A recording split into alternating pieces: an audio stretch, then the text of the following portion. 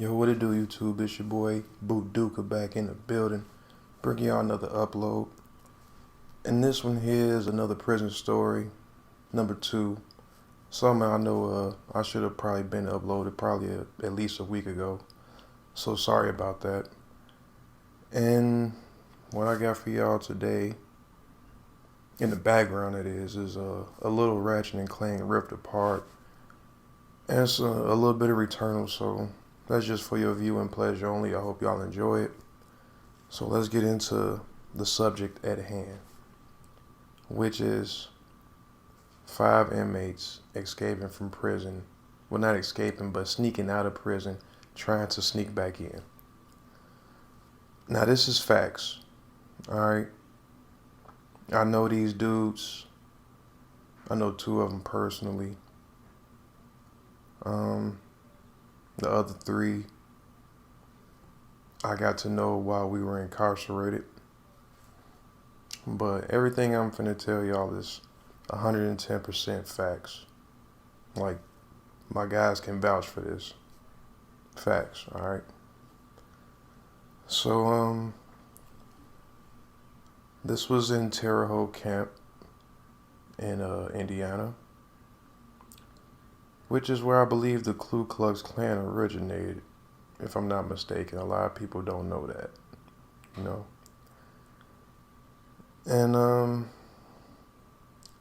it was around the year 2000, 2001, I want to say. It was one of them. And it was a day where we had visits. And it was all 5 of the dudes that tried to sneak back in. All 5 of them had visits that day. It just so happened that there was a little fly on the wall that they were unaware of. I don't know when they decided to do this. I mean, like when they talked about, I don't know if it was during visit or after visit, but anyway. The fly on the wall was the jailhouse snitch. I'm not going to say his name, but them dudes know who he is. I'm going to just call him Snitch High Private Eye. Alright, we gonna rock with that. But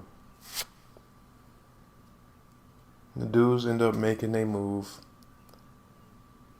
A little time goes by, next thing you know, the guards call emergency count, which means everybody has to go stop what they're doing and go back to their units and stand up for count. So when they do this count, of course, they missing 5 bodies. So a little moment or so later, you hear these engines revving up loud, like what the hell is it? Like some bikes or something? But it wasn't. It was ATV 4-wheelers. And Terre Haute Camp at the time, it didn't have a gate, okay? It was just a straight prison camp, open backfield. You know, besides the stuff we had to do for our leisure time, like the boxing, the punching bag, the tennis court, the weights, the basketball court, the miniature golf, and a bullshit track, right? So it was just open field.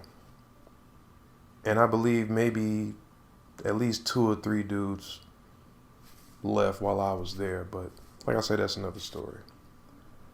But anyway, there wasn't no gate at all. Not a wooden gate. You walk down the street or whatever and you see somebody got a gate around their crib or whatever.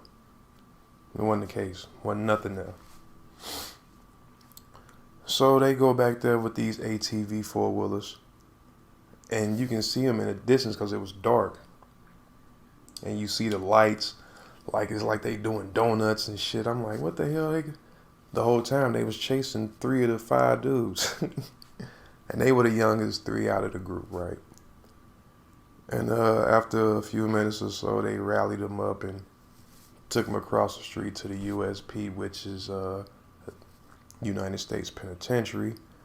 It was a supermax prison where they kept all the dudes that was doing life. They call them lifers. and dudes that had a whole lot of time if it wasn't life, and they just had bad, horrible backgrounds or whatever. So that's where they took us at whenever we got in trouble, and they wanted to put us in bedrock is what I call it, which is the SHU, Special Housing Unit, SIG, the whole, it's all the same. And after they took them 3 over there, the other 2 came back a little while later, and they made it all the way to the back of the prison camp, all the way to the kitchen area, and that's where they ended up catching them at. And what's funny about the whole thing, I mean, it's funny now, it wasn't funny at the time, but, you know, it's one of them type of things. One of the guys ended up getting gonorrhea from one of the girls that they hooked up with at the hotel.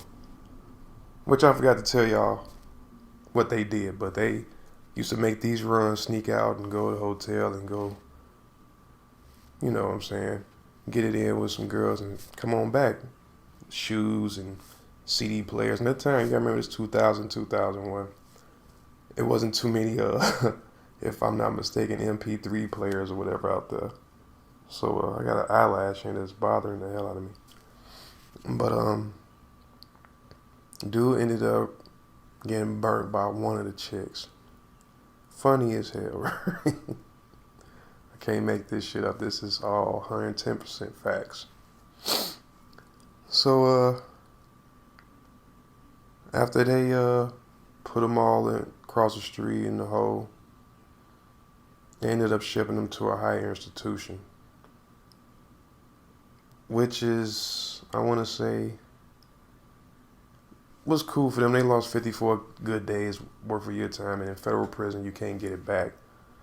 So they lost 54 days. They lost a year of commissary, a year of phone privileges, and a year of visits, which wasn't shit compared to what they could have did. They could have gave them at least 5 years apiece, and they'd have been done for.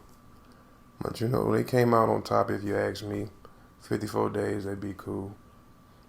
But I'm finna get up out of here, man. That's about all I gotta say about the video, about that situation, rather. Subscribe to my channel if you haven't already. Comment down below. Let me know what y'all think, man. Share this video for your boy. Like the video, and dislike the video if you don't like it. Well, that's about it. I'm gonna get up out of here, man. Everybody be blessed. Show's over, motherfuckers.